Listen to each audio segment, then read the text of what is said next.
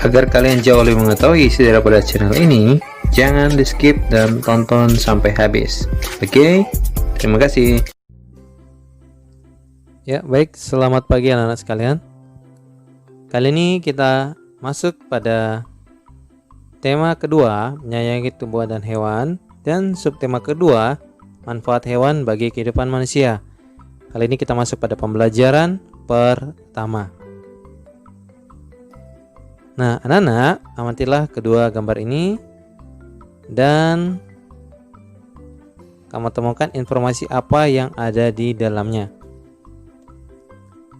Oke, anak-anak. Nah, dari gambar ini kalian telah tahu bahwa ini adalah gambar tentang makhluk hidup, ya, yaitu hewan di tempat dia berada, ya.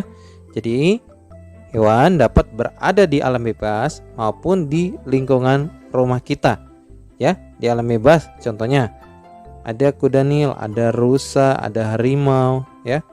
Ada kera, ada monyet, ada zebra, ada jerapah, ada tupai. Nah, sedangkan di lingkungan rumah kita contohnya adalah ada ayam, ada bebek, ada kucing, ada kambing, ya. Nah, ada sapi.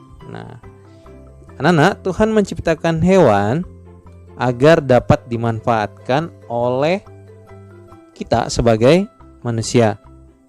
Ada hewan yang dipelihara untuk digunakan tenaganya, ada juga yang diternakan untuk diambil daging, ya. Diambil juga kulitnya, diambil juga telurnya, susu dan juga tulangnya.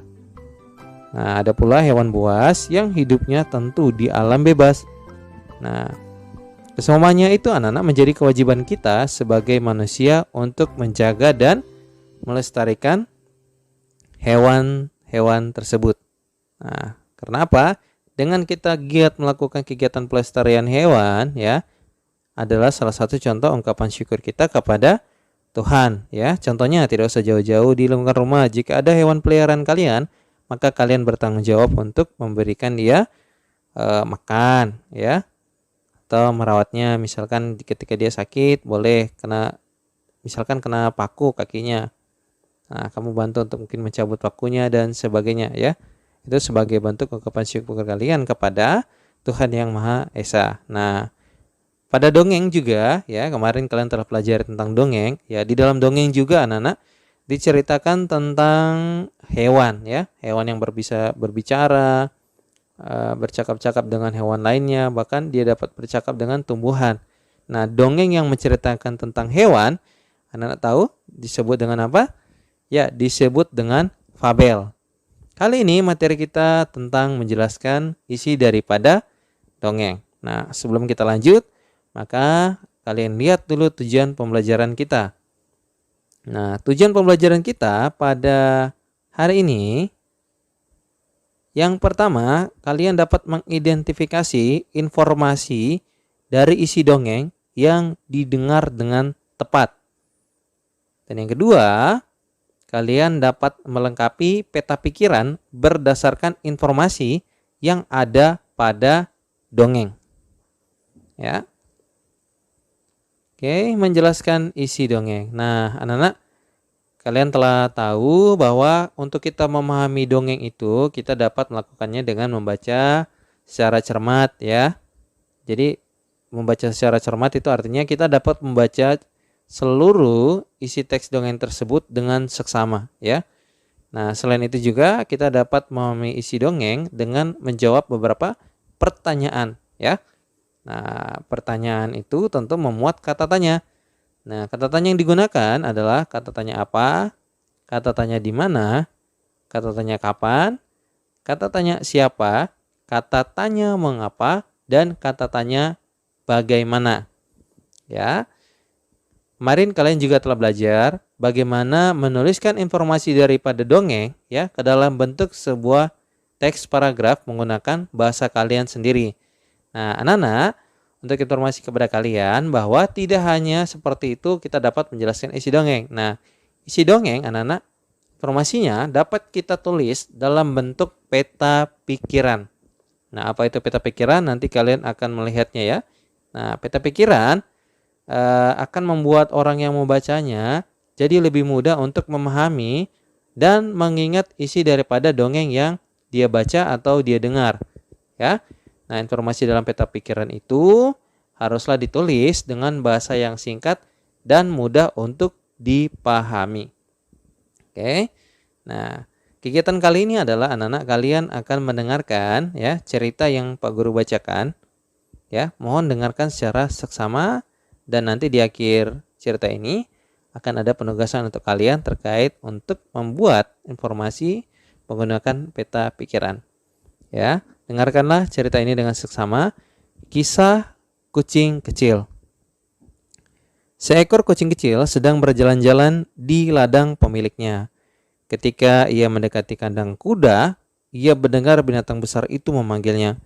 "Hei kamu kucing kecil, kamu tahu pemilik ladang ini mencintai saya lebih dari hewan di sini. Kamu tahu kenapa? Itu karena aku bisa mengangkat beban yang berat untuknya."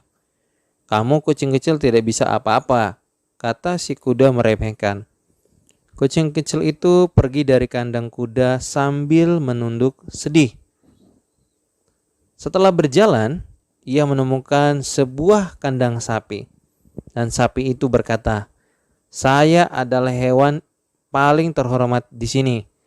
Pemilik ladang membuat susu dan keju dari susu saya.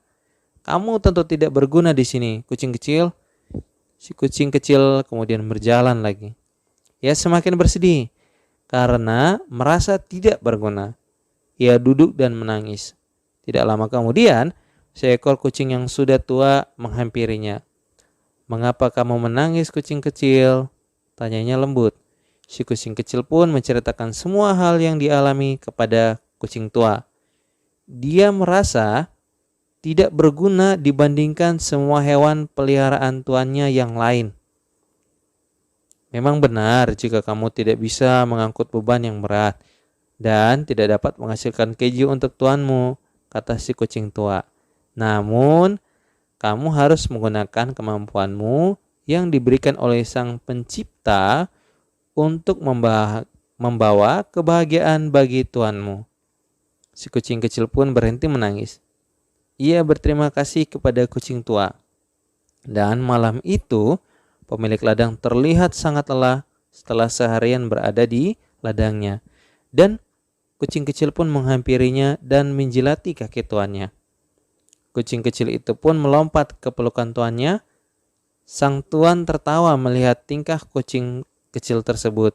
Dan ia berkata, "Meskipun saya pulang dalam keadaan lelah, namun kucing ini membuat saya tertawa. Kamu adalah hewan berharga di sini," kata pemilik ladang. Dan sejak saat itu, kucing kecil tidak pernah bersedih lagi. Nah, penugasan bagi kalian anak-anak, tuliskanlah isi dongeng tersebut ya ke dalam bentuk peta pikiran seperti ini, ya. Nah, gambarlah bentuk model peta pikiran pada buku tugas kalian ya, lalu buatkan seperti ini. Ya. Jadi apa yang akan kalian isi? Nah, yang akan kalian isi adalah ini adalah bentuk pertanyaannya. Yang pertama, siapa tokoh dalam dongeng tersebut? Dan yang kedua, apa yang dikatakan kucing tua? Dan yang ketiga, apa yang dilakukan kucing kecil kepada tuannya? Dan yang keempat, mengapa kucing kecil bersedih? Oke ya, anak-anak ya.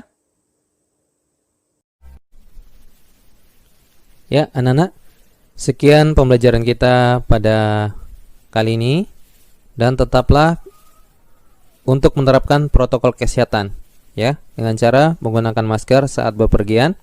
Tidak lupa untuk mencuci tangan dengan sabun dan selalu jaga jarak ya. Serta kalian harus selalu tetap bersyukur kepada Tuhan Yang Maha Esa agar kita semuanya jauhkan daripada sakit penyakit ya. Bahkan dijauhkan pula dari penyebaran virus yang sedang ada saat ini ya, yaitu virus corona. Oke ya anak-anak ya. Dan jika kalian belum menekan tombol like ya atau suka, Silakan klik tombol suka dan jangan lupa klik subscribe dan nyalakan lonceng notifikasinya agar setiap Pak Guru mengupdate video pembelajaran terbaru, kamu dapat langsung mempelajarinya. Demikian anak-anak, dan terima kasih.